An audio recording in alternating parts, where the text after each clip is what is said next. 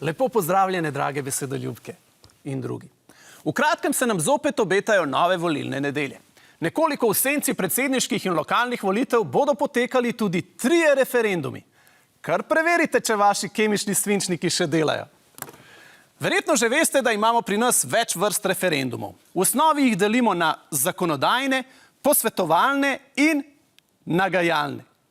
Nagajalni referendum sicer ni uradno poimenovanje, je pa to že ustaljeno ime za tisti referendum, pri katerem ne gre toliko za vsebino in dejansko skrb za skupno dobro, kolikor gre za potezo, s katero se predvsem ponagaja aktualni vladi. Prav posebna vrsta nagajalnega referenduma pa je bleferendum, naša nova beseda tedna.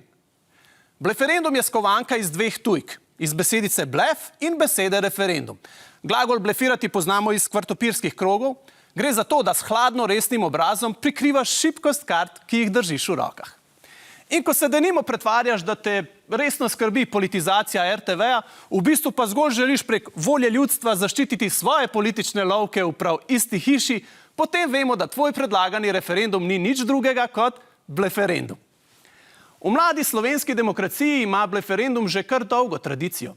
Kot najbolj vnete predlagatelje bleferendumov volilna zgodovina na Slovenskem pomni predvsem zaskrbljenega davkoplačevalca Vilija in pa seveda stranko SDS.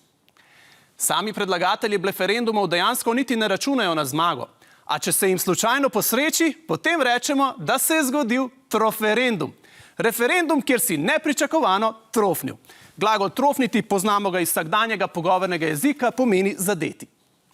Že čez kakšen teden bomo izvedeli, ali bo kakšen troferendum zrasel tudi iz katerega izmed zasajenih bleferendumov. In ravno bleferendum je bila naša tokratna beseda tedna. Najboljši je žuren, najboljši je vibe, ko greš na naš kanal in klikneš subscribe, ne štimaš naprej in na kavce počeš, gledaš jih lahko, kadar hočeš, bla.